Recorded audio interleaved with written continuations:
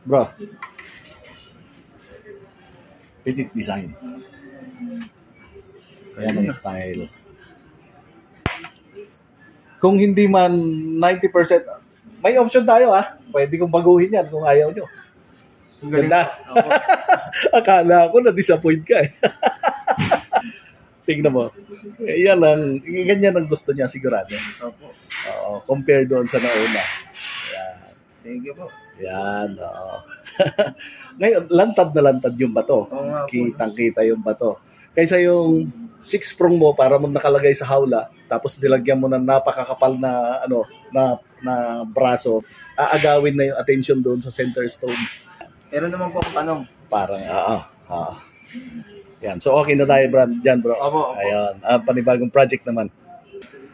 Alam mo kung sino may-ari niyan? Chinese din mag-asawa. Yan, sa kanila yan. Ganda Ang ganda. Ang ganda niyan. Pwede nating, at least yung sa babae, petit ang design niya. Opo, tama lang po, no? Pagka inasawa mo yan doon sa engagement ring, sakto. May paganon lang siya ng konti pa shape. Pero unique yung design, no? Unique yung design niya. Basta Chinese ang customer ko, ganyan. Maliliit ang kamay, 4.